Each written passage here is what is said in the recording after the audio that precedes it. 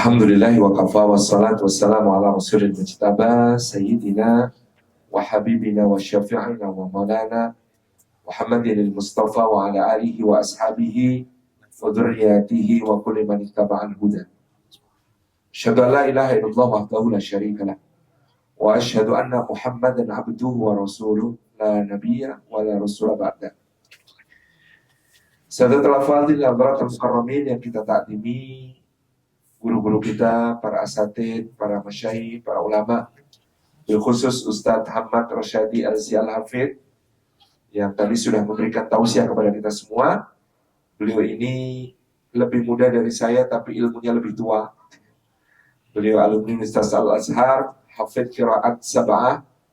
Jadi hafalannya bukan 30 juz tapi 210 juz.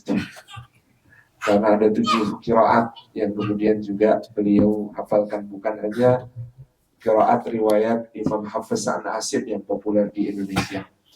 Juga para sesepuh, bini sepuh, bapak-bapak dari KMI, Bapak Ketua KMI, para wakil yang hadir, ada Pak Erwin, ada Ustadz Fauzan, ada Pak Yusuf, dari Kedutaan Besar Republik Indonesia Tokyo, ada Ibu Leni tadi yang hadir juga atas keuangan kita, juga para sesepuh KMI lainnya, barakallahu fikum, teman-teman semuanya yang hadir di kesempatan kali ini, teman-teman dari berbagai penjuru Tokyo maupun Tokyo coret.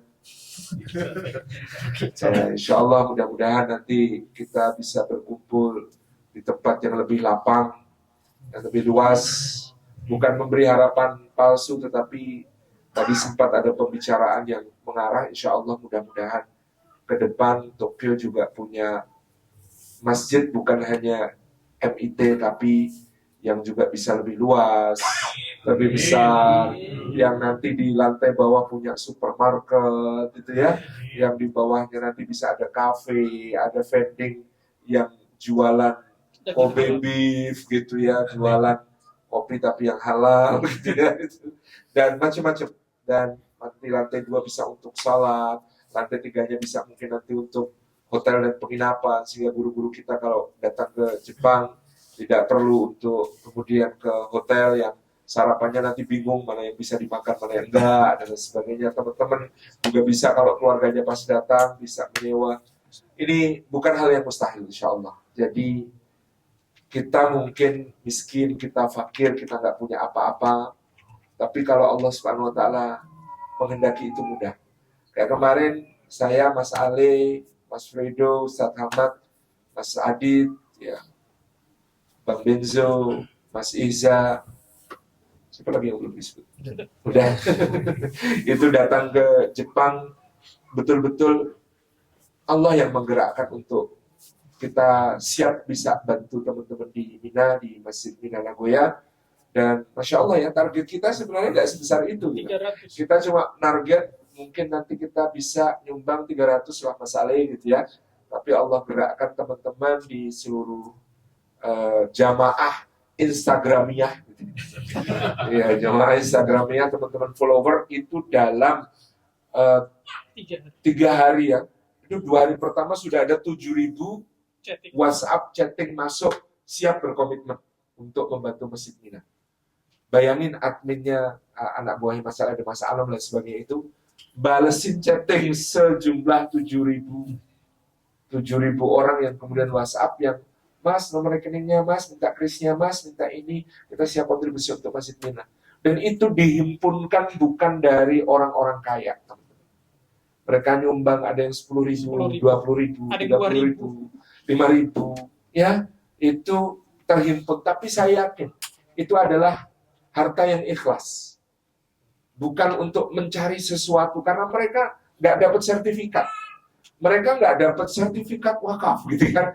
Mereka nggak dapat tanda apresiasi, dokumentasi, nggak difoto, nggak disebarluaskan beritanya, gitu ya. Saya yakin dengan harta yang semacam itulah keberkahan akan terbuka. Pintu-pintu kebaikan dari sisi Allah akan luas. Dan itu pula yang saya harapkan dari teman-teman di sini. Jangan malu memberi sedikit. karena tidak memberi itu lebih sedikit. Gitu ya. Jangan malu memberi sedikit karena tidak memberi itu lebih sedikit gitu ya. Ada orang mah karena saya ngasihnya cuma dikit malu nggak usah jadi ngasih gitu ya. Itu salah gitu ya. Karena kita itu perlu mengembangkan sikap jangan malu memberi sedikit karena tidak memberi itu lebih sedikit. Gitu ya. Ini quote pertama hari ini. Jangan malu memberi sedikit karena tidak memberi itu lebih sedikit. Jadi ini yang penting untuk kita tanamkan. Kalau ada kesempatan kontribusi apapun itu, mari kita berlomba-lomba. Mari kita kemudian bergegas. Mari kita kemudian menggerakkan hati kita untuk ikut ya. Ya tadi sekali lagi jangan malu memberi sedikit karena tidak memberi itu lebih sedikit. Nah teman-teman yang disayang oleh Allah, tadi tentu sudah belajar banyak dari guru kita semua, Ustaz Ahmad Rosyadi, bagaimana kemudian kita melewati musim yang terus berganti, tetapi iman harus tetap bersemi.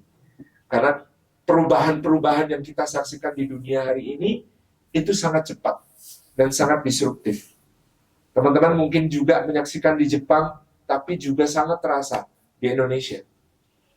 Saya generasi yang lahir 40 tahun yang lalu, lebih itu ya, itu menyaksikan banyak sekali perubahan dari sejak kita kecil. Saya adalah generasi yang masih tahu apa hubungannya pensil 2B dengan kaset pita. Paham ya? Yang seumur gitu, itu bisa fast forward dan rewind gitu. Itu pakai pensil 2B. Saya adalah generasi yang dulu ketika mengoperasikan komputer awal-awal itu harus pakai disket program yang gede banget, ukurannya 3,5. Saya adalah generasi yang tahu bahwa ini namanya disket. Karena ada teman saya, dia nunjukin disket yang 1,44. Tahu disket gak sih? Nah, anaknya komentar, Papa buat apa sih ngeprint 3D icon save? Jadi dia taunya itu tuh icon save. Kenapa di print 3 dimensi gitu kan? Dia nggak tahu bahwa itu ada barang benernya jauh dulu gitu ya, yang namanya disket. Gitu. Kita mengalami perubahan yang dulu ada berbagai macam perangkat yang itu kalau dikumpulkan satu ruangan penuh. Apa itu? Rak-rak buku perpustakaan, televisi, radio tape, mini kompo, Walkman, terus apalagi buku-buku catatan, gitu ya, kalkulator, terus macam-macam perangkat. Sekarang ngumpul jadi satu di sini coba. Itu kan perubahan yang luar biasa. Loh, rak buku, dulu kan isinya buku-buku banyak banget perpustakaan, itu semua bisa masuk ke sini sekarang. Bahkan ada perpustakaan maya tanpa batas, kita bisa nyari semuanya dengan Google, dengan berbagai macam situs yang menyediakan berbagai macam kabar. Itu sekarang hanya satu wadah. Kebayang kan? Besok lama-lama kita yang diringkes gitu. Kemasan gitu ya? saset. Jadi kemasan saset tersedia. Tenaga kerja kemasan saset. Gitu. Kan susah kemasan. Jangan-jangan. Gitu ya. Artinya kita melewati perubahan-perubahan yang luar biasa, teman-teman. Sekarang ini perusahaan taksi terbesar di dunia itu tidak punya mobil satupun. Yang 20 tahun yang lalu perusahaan taksi itu mau order mobil dari Toyota, namanya pakai Vios itu ya, yang kemudian disebut Vios Limo, itu harus inden berbulan-bulan untuk bisa dapat sekian puluh unit. Mengajukan izinnya ke kepolisian, ke dinas perhubungan, ke ini itu. Susah sekali. Iya kan, perusahaan taksi zaman dulu itu kan berat. Yang sekarang masih eksis kayak Bluebird itu luar biasa, dia mentransformasi bisnisnya sehingga tetap bertahan. Yang lain kan gulung tikar. Karena sekarang perusahaan taksi terbesar di dunia tidak punya satupun mobil. Yang punya mobil pengemudinya. Coba, sudah punya mobil sendiri, kok gabung perusahaan taksi? Mobilnya mobil dia padahal gitu ya. Tapi karena kekuatan aplikasinya yang bisa menjangkau begitu banyak, berubah mas. Apalagi yang berubah. Hotel juga begitu. Sekarang ini jaringan hotel terbesar di dunia tidak punya satu kamar pun. Yang punya kamar siapa? Ya pemilik properti itu. Mereka dengan sukarela daftar, saya minta dong jadi brandnya kamu. Mohon-mohon itu. supaya bisa menjadi bagian dari jejaring itu, supaya kemudian kamar-kamar itu laku. Berubah. Saya adalah generasi yang masih melihat Mbak El Mateana iklan sonsinya mana. Kerjaannya apa? Penjaga pintu tol. Sekarang pintu tol mana yang ada penjaganya? Hilang. Teman-teman kan bisa merasakan ya bahwa ke depan perubahan itu dahsyat sekali. Mungkin semua kerjaan kita akan digantikan oleh artificial intelligence. Teman-teman yang kerjaannya sophisticated kayak Kang Benzo yang editing video, editing foto, semua sekarang AI bisa, aplikasi bisa. Bahkan ilustrasi, bikin desain grafis, bahkan bikin copywriting. Copywriting itu kan mahal sekali. Bikin iklan yang kemudian mengena, kata-katanya selalu diingat oleh orang. Misalnya, saya dulu ingat orang yang merumuskan kalimat untuk sebuah iklan jaringan supermarket namanya Carrefour. Nggak usah beli di situ. Nah, sekarang udah bangkrut juga sih gitu kan.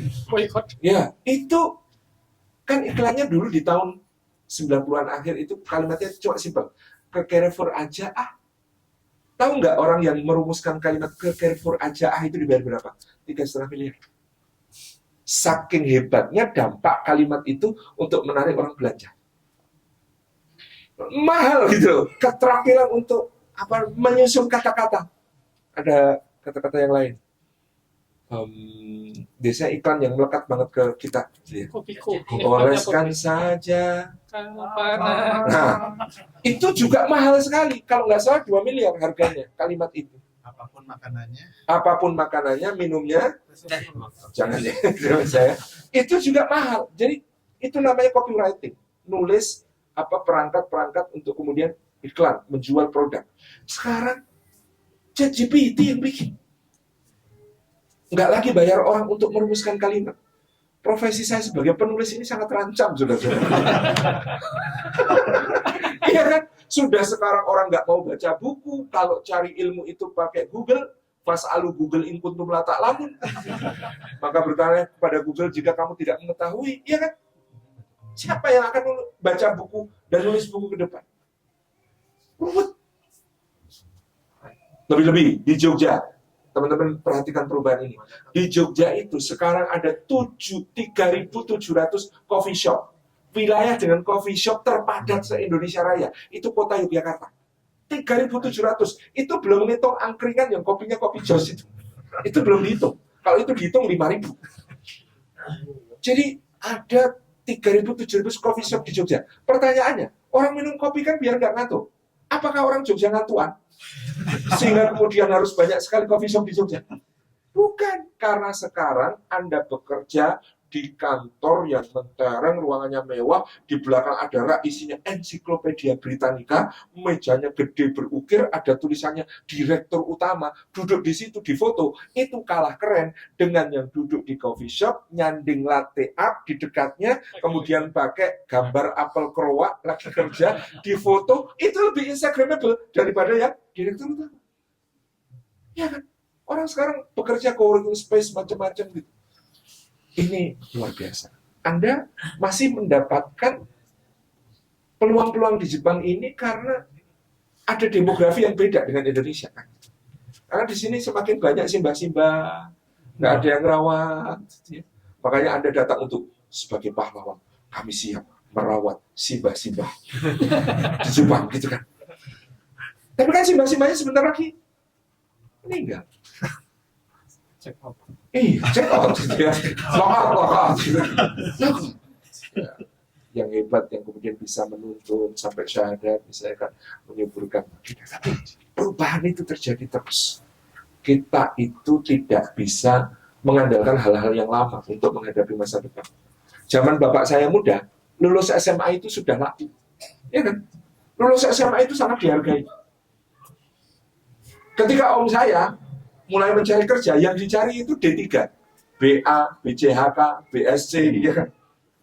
Habis itu, ketika saya lulus SMA, itu pengangguran yang S1, itu sudah banyak banget. Tuntutan profesi semakin tinggi. Demikian pula teman-teman bisa membayangkan dulu Skill itu mahal. Teman saya se-SMA yang bisa mengoperasikan komputer, apalagi bikin desain grafis, itu langka. Dan itu selalu dicari. Tolong dong desainkan ini, tolong dong desainkan itu, tolong dong kita mau bikin buletin, tolong dong layoutnya kita mau bikin macam, tolong dong. Itu laris sekali. Sekarang apakah masih perlu? Semakin simple digantikan oleh teknologi. Skill yang dulu mahal sekarang semakin bisa replaceable, digantikan. Yang tidak bisa yaitu bogi, itu nggak bisa digantikan teknologi. Mungkin meskipun sangat bisa, ke depan mungkin akan ada kesana, tapi yang nggak bisa mungkin ya ramahnya, akhlaknya, senyumnya, kekuatan itu. Dan itu yang kita bahas hari ini, karena pasti akhlak itu seharusnya tumbuhnya dari akar iman yang kokoh, menjadi batang yang tinggi, beribadah kepada Allah, menjulang ke langit, sampai kemudian dia menjadi sesuatu yang berbuah. Nah, itulah Allah Subhanahu wa taala berfirman dalam surah Ibrahim ayat ke-24 dan 25. Alam tara kaifa daraballahu mathala kalimatan thayyibatan kasyajaratin thayyibah asluha tsabitun wa far'uha fis sama' tu'ti ukulaha kullahinin bi'idni rabbiha. Kata Allah Subhanahu wa taala, wahai Muhammad, tidakkah kamu perhatikan bagaimana Allah membuat perumpamaan tentang iman yang baik, kalimat yang baik. Bagaimana Allah membuat perumpamaan tentang iman yang baik dan kalimat yang baik itu? Kasyajaratin thayyibah, seperti pohon yang baik. Jadi judulnya panitia sudah benar. Meskipun musimnya berganti, imannya tetap bersemi. Karena kita membicarakan pohon. Membicarakan iman itu membicarakan pohon. Pohon apa yang baik? Cirinya apa pohon yang baik? Asluha tsabitun. Yang pertama, ciri pohon yang baik itu akarnya kokoh, akarnya teguh, akarnya mengguncang. Maka sebelum bicara bersemi, bisa nggak bersemi kalau akarnya bermasalah? Nggak bisa. Sebelum bicara bersemi, kita bicara akar. Maka di antara semua pembicaraan kita tentang tema hari ini, yang pertama-tama harus kita bicarakan adalah akarnya kokoh. Seperti apa akar yang kokoh? Seperti apa keimanan yang teguh itu? Kata para ulama, iman itu ada pendekatan feminin, ada pendekatan maskulin. Ada iman itu pendekatannya feminin, agak ada dominan perasaannya. Tapi ada iman itu pendekatan maskulin, yang dominan rasionalitasnya. Tapi dua-duanya harus jalan. Iman itu ya perasaan, keyakinan, plus di dalamnya juga ada rasionalitas. Karena imana liman la aklalah, ladina liman la aklalah. Tidak ada agama, tidak ada iman bagi orang yang tidak mempergunakan akalnya. Tapi di sisi lain kadang-kadang keyakinan itu penting. Nabi Nuh alaihissalam itu ketika diperintahkan untuk membangun kapal di atas gunung, ya nggak tahu skenario nanti kayak apa. Kok bangun kapalnya di gunung ya? Nggak ada air di sekitar sini. Kapalnya lewat mana? Tapi itu perintah Allah. Maka dia yakin. Nabi Ibrahim alaihissalam ketika kemudian beliau diperintahkan untuk menyembelih putranya, ya belum tahu kalau nanti akan diganti domba kan? Belum tahu. Tugasnya adalah yakin kepada perintah Allah. Nabi Musa alaihissalam ketika diperintahkan memukulkan tongkatnya ke laut, dia nggak tahu lautan itu akan terbelah. Kalau pakai logika kita, kenapa dipukulin ke laut? Buat apa? Mendingan dipukulin kepala Fir'aun, lebih jelas hasilnya. Iya. Ya, kenapa dipukulin ke laut? Buat apa? Gitu kan? Nah, iman ada dimensi itu, perasaan-perasaan semacam itu. Rasulullah SAW juga belum tahu bahwa nantinya ketika kemudian beliau bertahan di kota Madinah itu, pasukan Ahzab itu akan bubarnya karena simple, angin aja. Jadi Allahu Akbar. Dalam soal ini kita perlu mengokohkan akar tadi dengan husnudzan kepada Allah, prasangka baik kepada Allah. Kalau itu perintah Allah pasti baik, kalau itu larangan Allah pasti jelek, ya kan? Maka itu pendekatan itu biasanya para ulama ambil contoh itu Sayyidah Hajar. Bayangkan bawa bayi merah, baru saja melahirkan, masih lemah kondisinya. Nabi Ibrahim alaihissalam di lembah Bakah itu meninggalkan beliau. Pelan-pelan jalan ke arah utara. Kenapa kok Ibrahimnya nggak ngomong? Laki-laki kalau ada masalah gitu nggak cerita. Laki-laki tidak bercerita. Speechless mas, nggak bisa ngomong. Kalau dia ngomong, dia tak tinggal ya. Dia takut istrinya berprasangka buruk sama Allah. Tuhan macam apa yang memerintahkan kamu meninggalkan aku dan anak di tempat seperti ini? Kalau itu sampai terucap bahaya. Maka Ibrahim tidak ingin itu terucap dari istri. Daripada rame, ribut karena pasal 1 istri adalah benar, pasal 2 jika istri salah lihat pasal 1. Itu lebih baik. Ya, di satu sisi Ibrahim yakin ini perintah Allah pasti baik. Tapi aku ini suami, tapi aku ini bapak. Suami dan bapak macam apa yang ninggalin anak dan istrinya yang baru saja melahirkan di tempat yang semacam ini, panasnya, teriknya, nggak ada pohon, nggak ada air, nggak ada makanan. Suami macam apa aku ini? Lelaki macam apa aku ini? Nah tapi ya Allah, aku yakin engkau jaga istriku lebih hebat daripada aku jaga istriku. Engkau ngasih rezeki istriku jauh lebih bisa daripada aku ngasih rezekiku. Ngasih rezeki ke istriku. Dah, yakin. Satu sisi yakin, tapi sisi lain galau, nggak bisa ngomong. Itulah kenapa di Indonesia, kalau di ini kan 7-Eleven ya, kalau di Indonesia kan ada Indomaret, ada macam-macam itu. Sekarang nyediakan kursi di depan. Itulah tempat lelaki mumet selama berjam-jam. Sama Nabi Ibrahim pusing juga, nggak bisa. Akhirnya jalan pelan-pelan ke arah utara, mas. Pelan-pelan. Istrinya lagi kok jalan terus, mau kemana itu?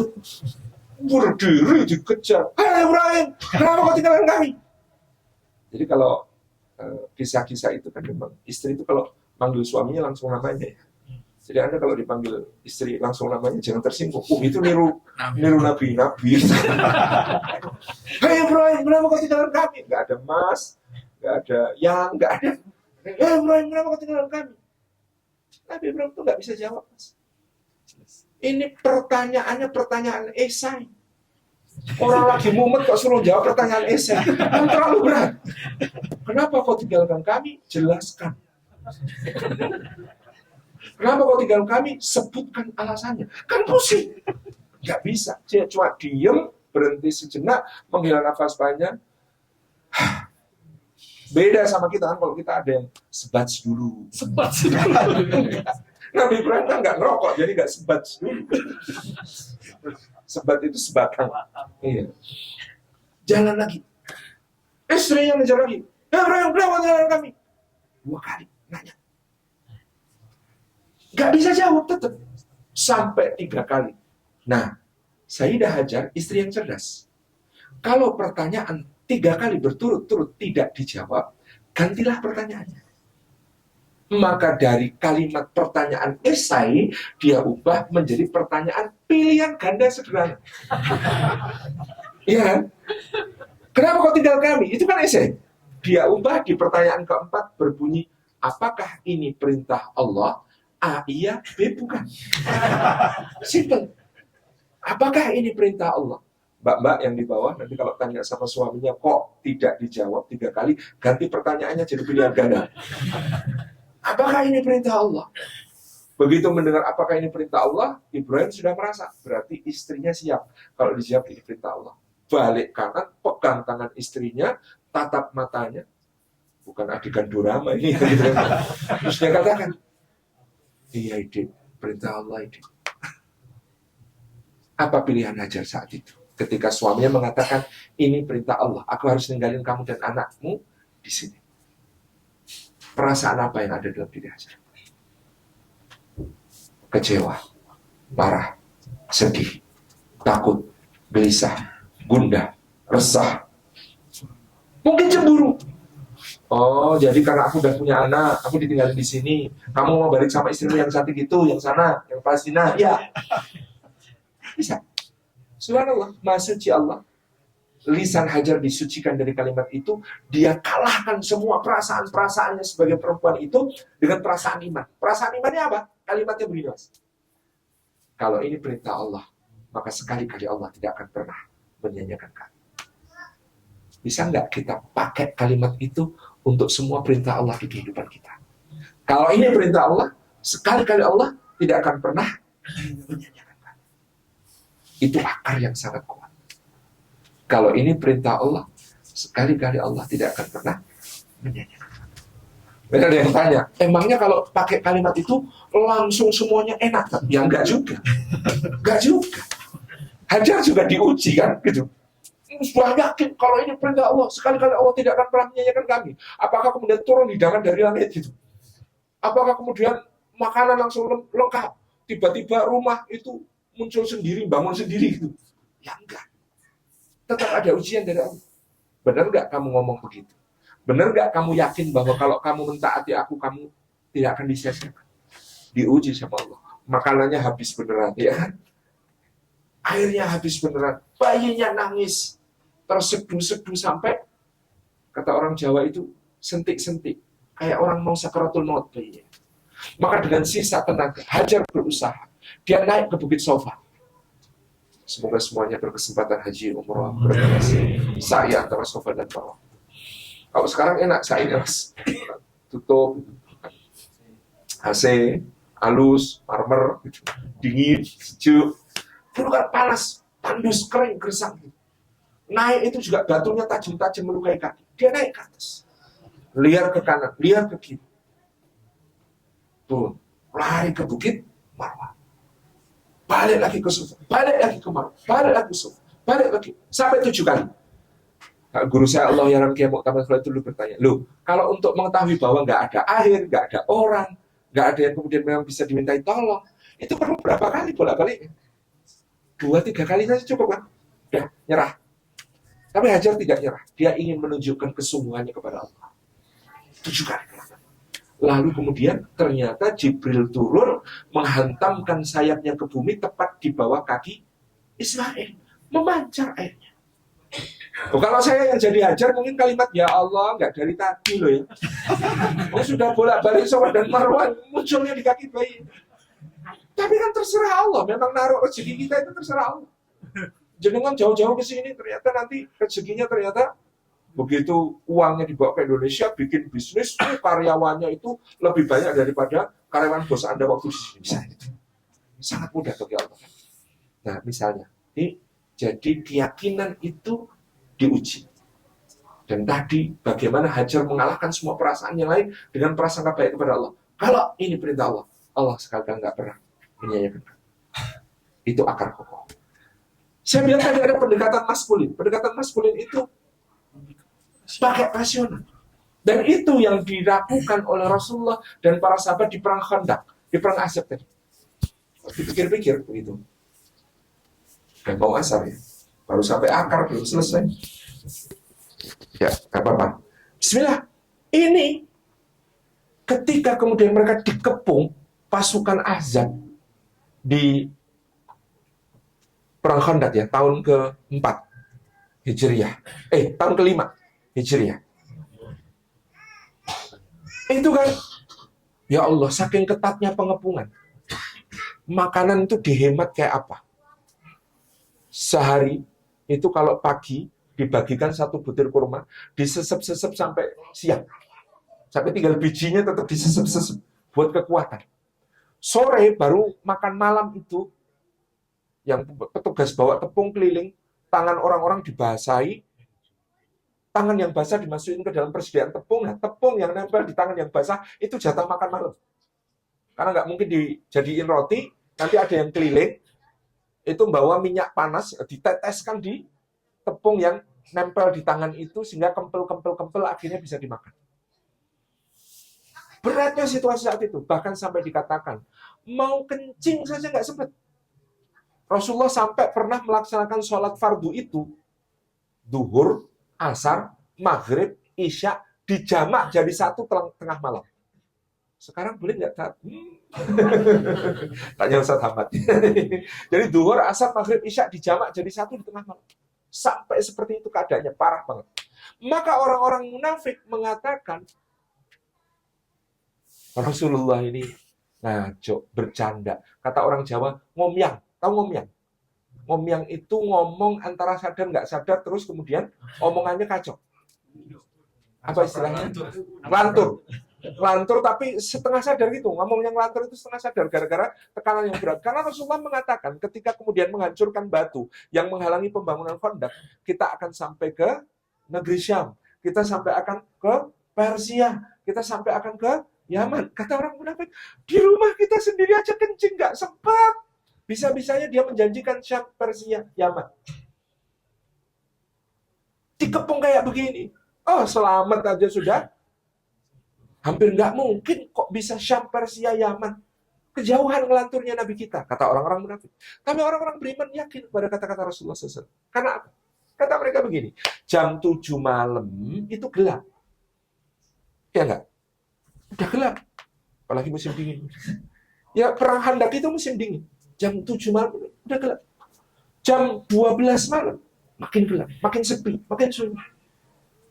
Jam 4 makin gelap lagi, makin gelap lagi. Tapi makin gelap, makin gelap, makin gelap, itu semakin dekat kepada fajar. Perang Badar tuh gelap. Gimana nggak gelap? Berperang kok lawan paman sendiri, lawan saudara sendiri, sepupu sendiri. Gelap itu, menyakitkan.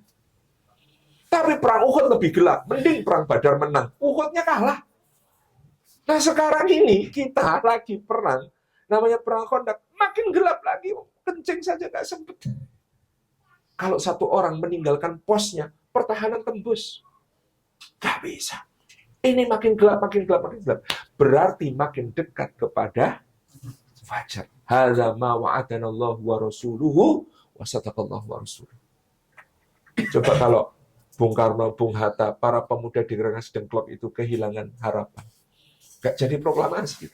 Waduh gelap ini, Jepang kalah, sekutu akan segera datang lagi, bawa pasukan banyak banget, habis gitu. Kan mikirnya gitu. Tapi mereka berpikir, ini kita sudah dijajah 350. Mosok gak merdeka-merdeka. Ini saatnya. Mumpung sekutu belum datang, Jepangnya sudah nyerah. Ayo. Sikat. Nanti gimana? Nanti urusan nanti. Nanti pasukan sekutu datang, bawa senjata berat gimana? Nanti urusan nanti. Merdeka-merdeka dulu. Itu karena tadi yakin sama Allah. Jadi akarnya teguh.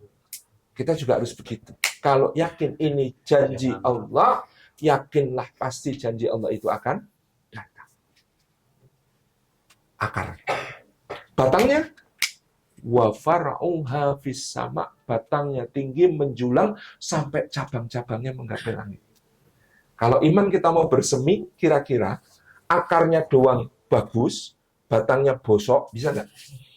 Nggak bisa. Maka kita perlu membangun batang. Apa itu batang? Ibadah. Far'uha fis sama, cabang-cabangnya sampai ke langit. Dan ibadah itu nggak harus gede-gede, muluk-muluk, enggak. Caranya ibadah yang benar, itu satu, jaga yang fardu, prioritas. Teman-teman, meskipun kerjaan berat, saya tahu istirahatnya pendek, gitu ya, sholatnya kesempatannya susah, cari tahu, cari ilmu semaksimal mungkin tentang gimana caranya ibadah tetap optimal. Kalau memang nggak ada waktu sore untuk asar, bagaimana? Oh, ternyata fikihnya ada. Jamak sholat boleh. Duhur asar jadi satu. Oh, kalau begitu pas istirahat, jangan 45 menit untuk scroll Instagram. Karena kalau sampai nyari yang cantik itu tiap detik keluar edisi baru. Dah, bismillah, nanti dulu itu, gitu kan. Tapi prioritasnya sholat dulu. Yang fardu dijaga. Yang fardu dijaga, kalau sudah yang fardu dijaga, boleh nambah yang sunnah. Nggak usah muluk-muluk, satu aja dulu. Ditekuni 4 bulan atau 5 bulan, sampai terasa ringan. Kalau sudah terasa ringan, bukan beban, baru nanti nambah lagi. Dan nggak usah banyak-banyak. Satu dulu. Apa misalnya, dari sholat sunnah, mau nambah apa setelah sholat fardu? Qobliyah subuh biar lebih kaya daripada dunia seisinya. Oke. Satu itu aja. Tekuni 5 bulan, nggak usah nambah yang lain. Qobliyah duhur nggak usah, qobliyah asar nggak ada. Terus ba'diyah maghrib, ba'diyah isya nggak usah. Satu dulu, qobliyah subuh tok. 5 bulan sampai terasa ringan, baru habisin nambah. Duha, apalagi duha susah misalnya waktunya. Tahajud kayak tadi malam boleh, tapi nggak usah muluk-muluk. Misalnya 2 rakaat tambah 1 rakaat. Enteng dulu. Biasakan jadi rutinan, enteng, baru nanti nambah yang lain. Itu yang kedua. Yang ketiga, setelah kita punya rutinan-rutinan tadi, sembunyikan satu. Upayakan punya ibadah yang tidak ada yang tahu kecuali kita dan Allah. Sembunyikan satu. Ini istilahnya Imam Ibnu Athaillah, biji itu kalau berserakan, tumbuhnya akarnya nggak kokoh. Tapi kalau masukkan ke dalam lubang, tutupi, nanti akarnya kokoh. Ibadah kita juga harus gitu. Ada yang tidak semua orang harus tahu ibadah kita apa aja. Tidak semua harus diposting. Tidak semua orang harus ngerti kita ngapain aja. Jadi ada satu ibadah yang menjadi hubungan mesra rahasia antara kita dengan Allah. Seakan-akan Allah itu kekasih simpanan kita. Halaka sirrun indallah bainaka anta wa bainallah. Halaka sadaqatun tukhfa la ya'lamuha illallah, gitu kan? Apakah kamu punya rahasia sama Allah? Sesuatu yang hanya kamu dan Allah yang tahu. Misalnya sedekah yang kamu sembunyikan. Rutin sedekah disembunyikan. Nggak ada yang tahu. Maka hanya Allah yang tahu. Yang itu akan menjadi penjaga kekuatan kita. Kalau ketahuan, nggak apa-apa ketahuan teruskan, tapi nanti cari yang lain lagi, nambah yang lain lagi, yang bisa kita rahasiakan, kita sembunyikan. Kalau seperti itu caranya, maka wa far'u hafiz sama. Kita akan menggapai langit. Kalau sudah sampai langit, kira-kira minta apa saja enteng apa susah? Jadi kalau ibadah-ibadah itu sudah mengantar wa far'u hafiz sama, cabang-cabangnya menggapai langit, mudah-mudahan kita lebih terkenal di langit daripada di bumi. Mudah-mudahan kita lebih dirindukan surga daripada dunia, ya kan? Karena kalau di dunia, terkenal di dunia, itu ruwet, susah, dan cuma sebentar. Masa Pak Ustadz? Kan seneng terkenal di dunia. Ya seneng, tapi coba bayangkan, habis ngisi pengajian, sudah kebelet ke toilet, Pak Ustadz foto dulu. Mau ke toilet ya Mas, foto dulu Pak Ustadz bentar. Yang bilang gitu, 27 orang. Ginjalnya, nasibnya gimana itu? Coba bayangkan gitu ya. Contoh. Jadi nggak enak terkenal di dunia itu. Belum lagi kalau ada teman yang kemudian tiba-tiba datang. Ingat saya nggak usah. Mau dijawab ingat enggak. Mau dijawab enggak melukai hati. Repot gitu. Susah. Dan cuma sebentar. Setahun yang lalu ada seleb TikTok, selebgram, itu kalau live ditunggu puluhan ribu orang. Lalu dia meninggal. Sekarang udah nggak ada yang nunggu live-nya. Karena nggak ada live dari alam kubur. Subhanallah. Susah. Cepat dilupakan. Dulu, yang orang dulu nungguin live-nya itu, sudah move on. Sekarang nyari live-nya orang lain. Ya kan? Jadi dunia ini cepat sekali melupakan kita.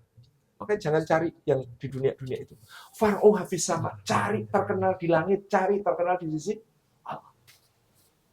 Kenalkan diri kita kepada Allah dengan ibadah-ibadah. Termasuk tadi ibadah yang rahasia. Jaga kemesraan dengan Allah.